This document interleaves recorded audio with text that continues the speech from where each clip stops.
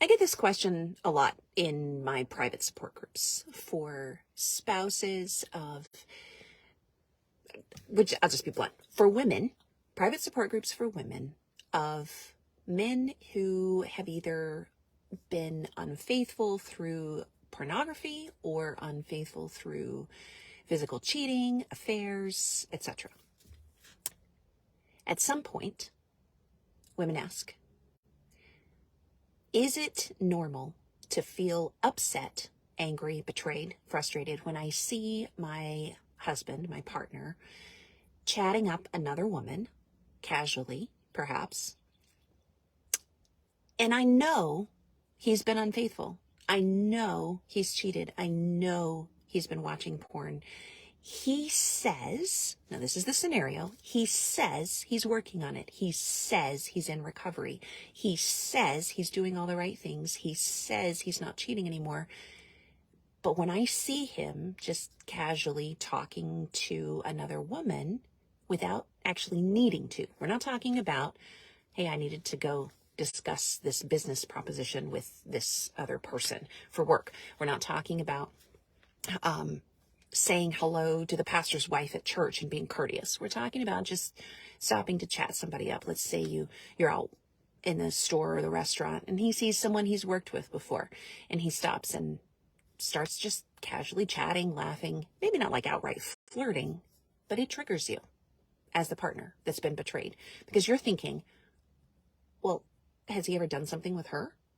What's the history here? I don't know this woman. I don't know whether to trust him with her. I don't have any reason to believe that she's doing anything wrong, but I'm triggered at this point. That's what you're feeling.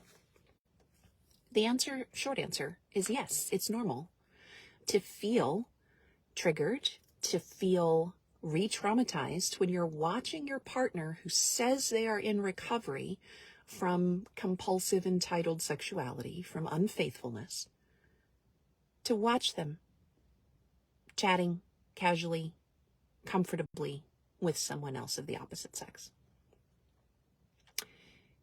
So let's talk about this a little bit more. And I'm going to share some material that you can find at www.minwalamodel.com from Dr. Omar Minwala, who's a clinical sexologist and an expert in the area of recovery from sexual addiction.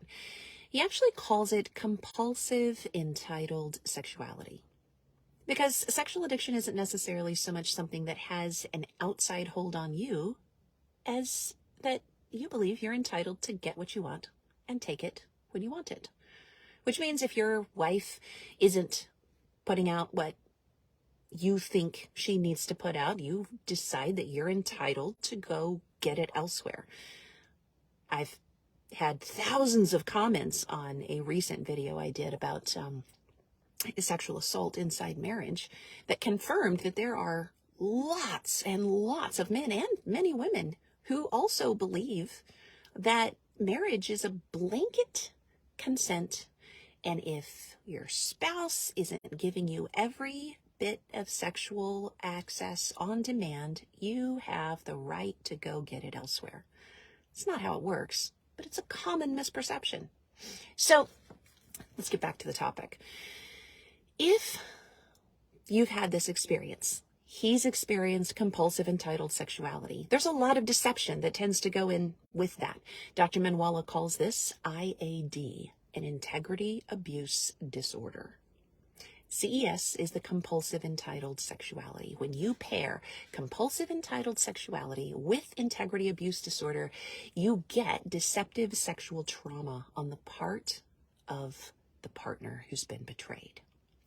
Now, part of that whole deceptive sexuality thing, a lot of times it's not actually that he was tempted to do something. It's that he did it and then lied about it and made you believe that you were in a safe, monogamous, faithful, committed relationship when you weren't. And then the whole thing is that your life feels like a lie. Your relationship feels like a lie. All of that intentional, calculated deception is what Dr. Minwala calls IMR, intentionally manipulated reality.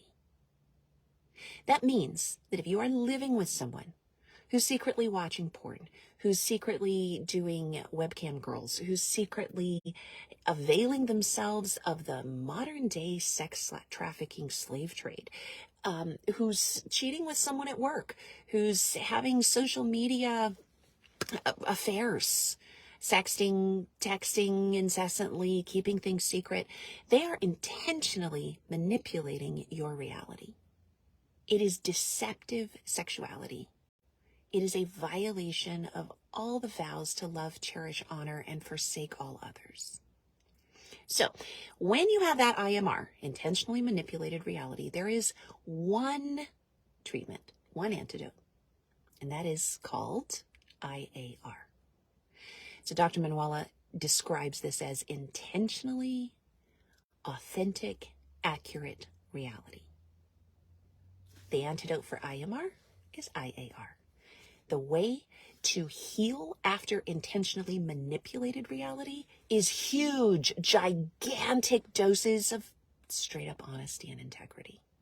Intentionally authentic, accurate reality. That means intentionally they understand, they choose to accept that they have profoundly traumatized the partner who believed they were being faithful.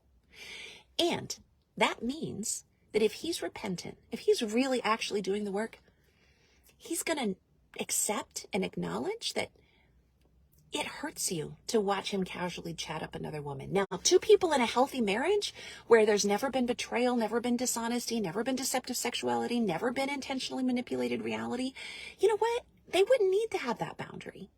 Two people in a healthy, never betrayed marriage who completely trust each other and are worthy of that trust, they're going to be able to go and he's going to be able to freely just talk to other people and it won't bother her. You know why? Because she knows that his heart, mind, and body are faithful. But when that faithfulness has been broken, when there's been that intentionally manipulated reality, when deceptive sexual trauma is already in place, you don't have that freedom anymore. And it is absolutely reasonable to expect that your betraying partner who says they are doing the work is now going to avoid every opportunity to even casually chat up someone because they know it would get your wheels spinning and it would make you wonder if they're telling you the truth. So, is it normal to begin thinking, oh wow, I wonder what he's doing, and to start feeling triggered if you see your spouse even casually chatting someone up after there's already been betrayal? Yes, it is.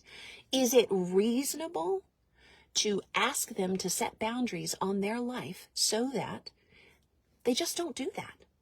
So that they're not on social media, so that they're not chatting up people of the opposite sex, so that they're not pursuing even innocent friendships with other people? Yes, that's reasonable.